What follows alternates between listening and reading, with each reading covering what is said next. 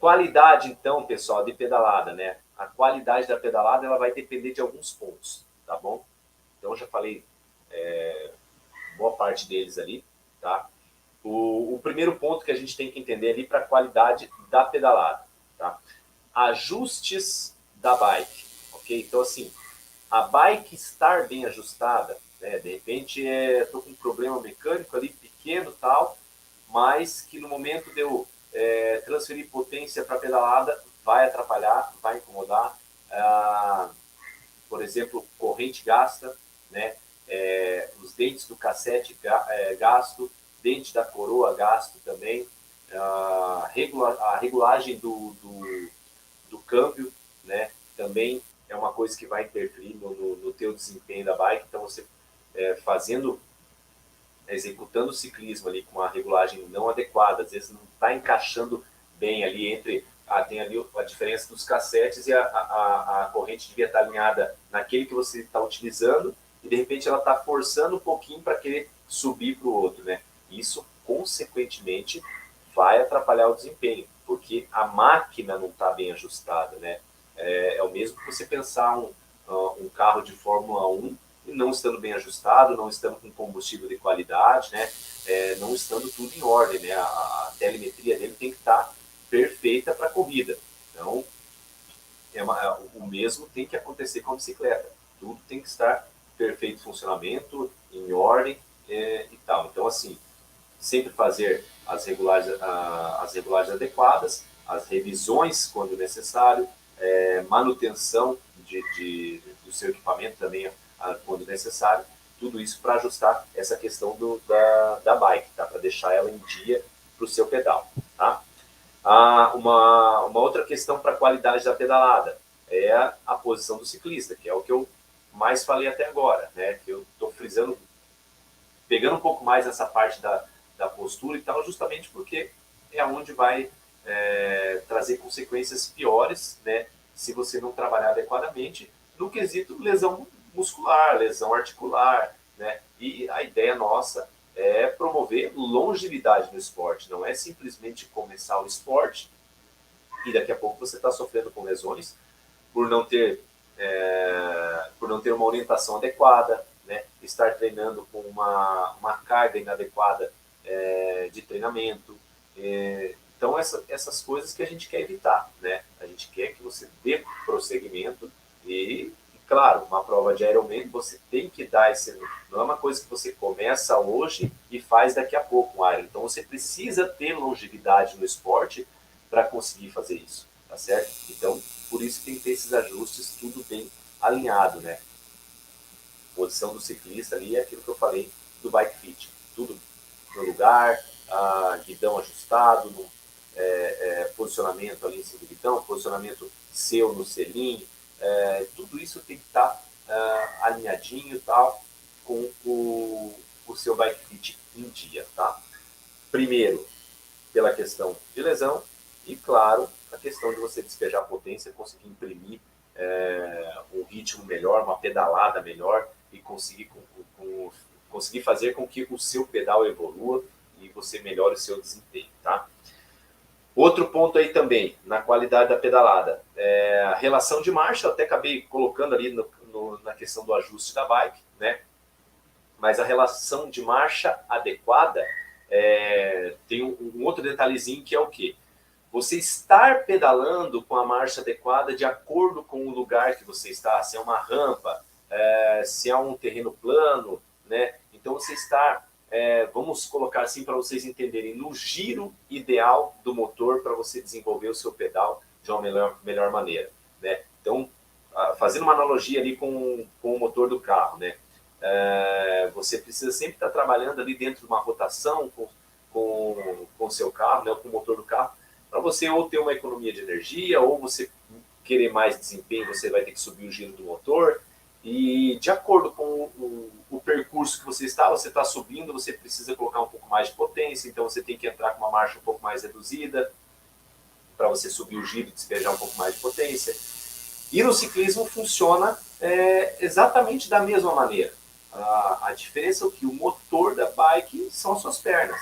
É o movimento cíclico ali de pedalada e que vai determinar se você vai subir bem uma rampa ou não. Se você vai deixar uma marcha muito travada, consequentemente você vai subir com uma rotação menor, tem a potência que você vai ter que despejar para você suprir essa subida com uma velocidade maior, tem que ser muito grande.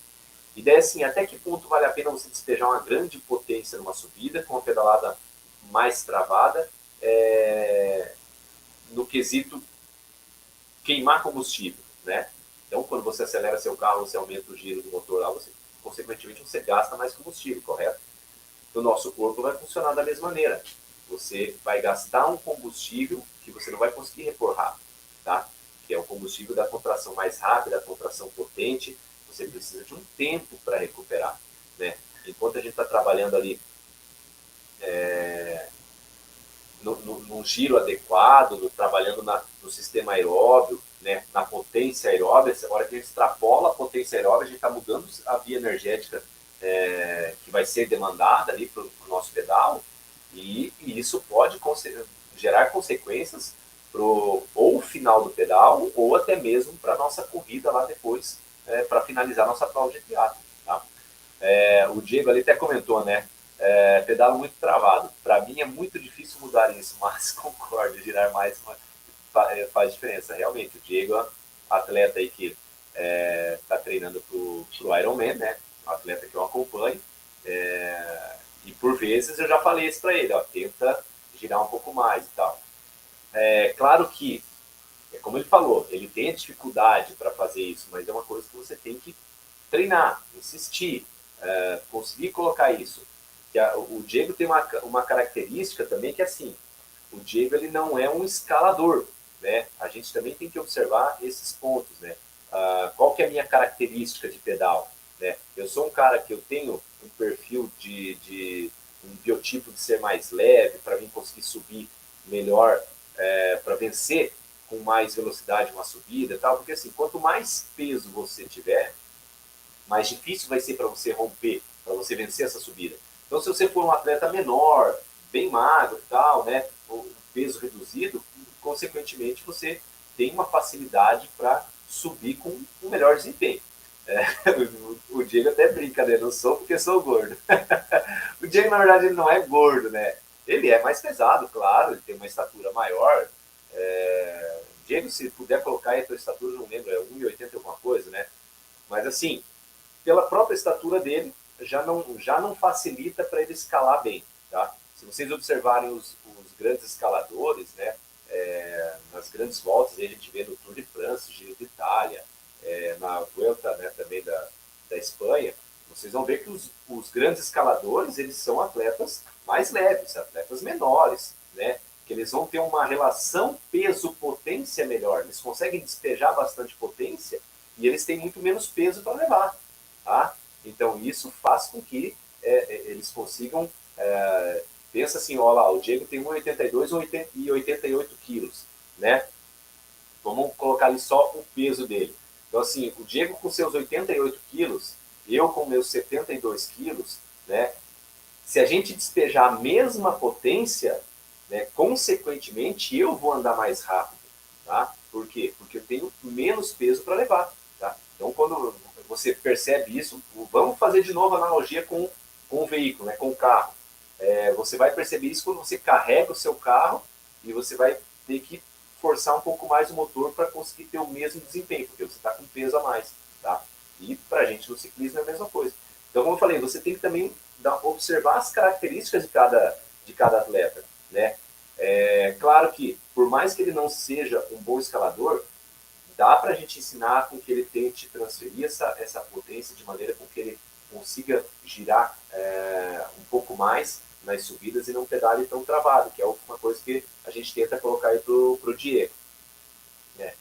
Mas a gente nunca pode querer que o Diego seja um grande escalador. Tá? A gente tenta passar as melhoras, os pontos que ele pode melhorar, para dar eficiência para o pedal dele, e não para ele ser o melhor escalador. Tá? Então, essas coisas a gente tem que estar bem claro, né? Tem que estar bem alinhado com o treinador e atleta, justamente para a gente não querer às vezes, buscar algo que é muito complicado porque foge da característica do atleta, tá?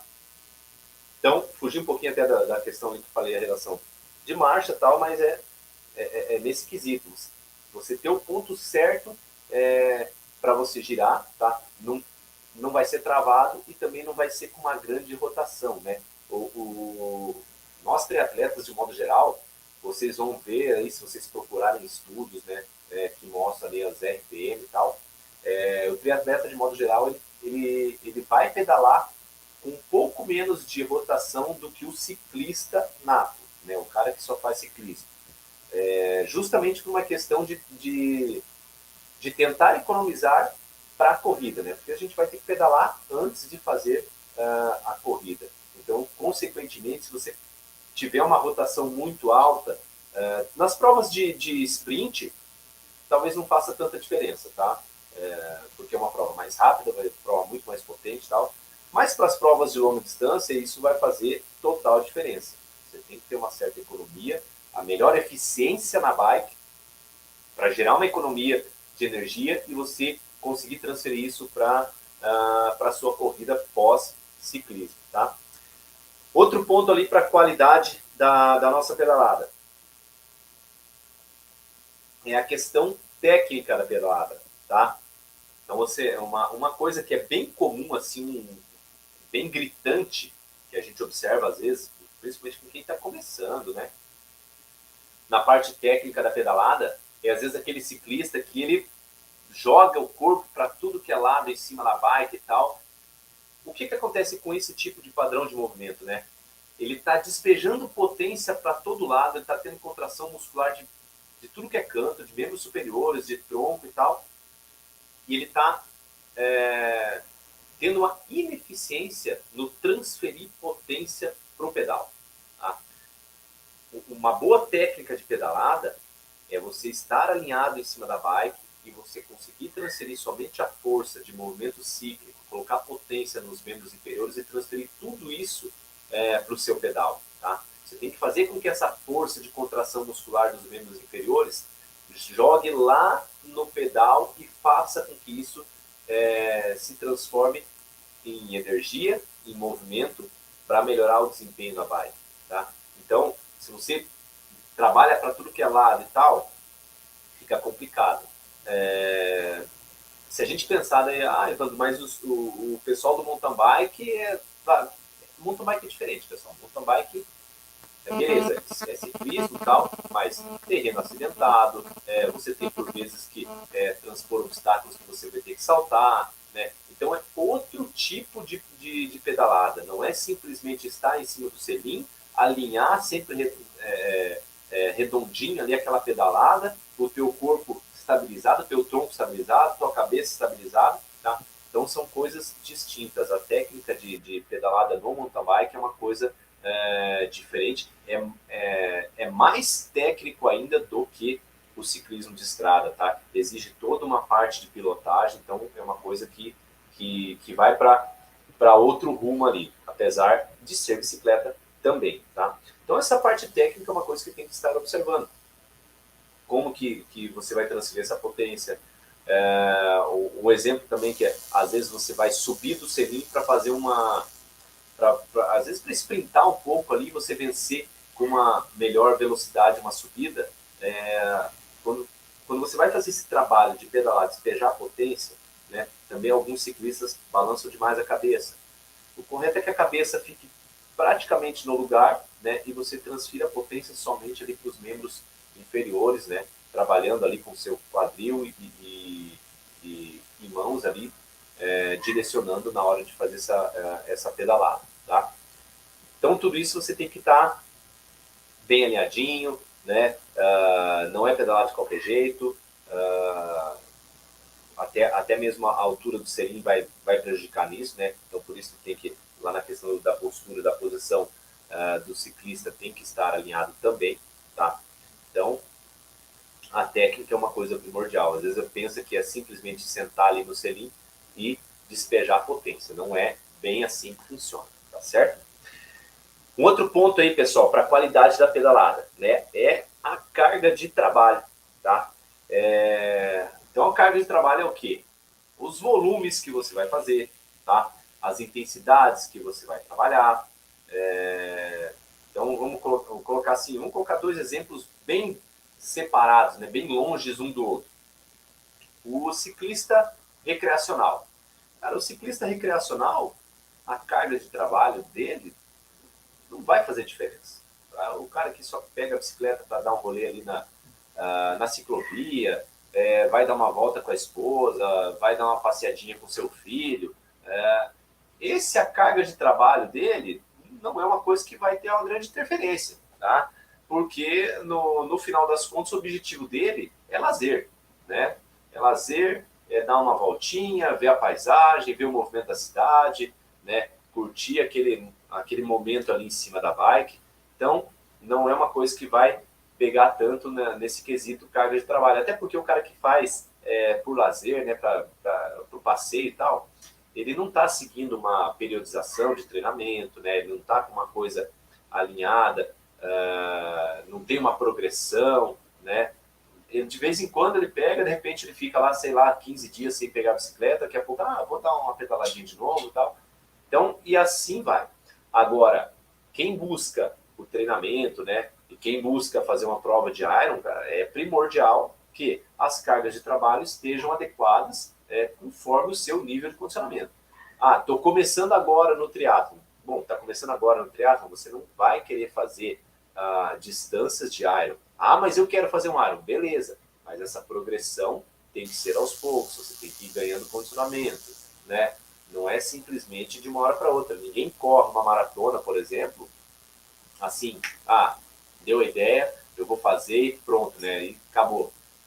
Não, a coisa tem que ser progressiva. Começo com distâncias menores e vou progredindo o treinamento, com os volumes, com as intensidades, né? Aos poucos você percebe as mudanças, você percebe o quanto você aguenta. No início você pensa, a distância do Iron, né? Eu vou ter que nadar 3.800 metros, vou ter que pedalar 180 quilômetros e correr mais 42, né?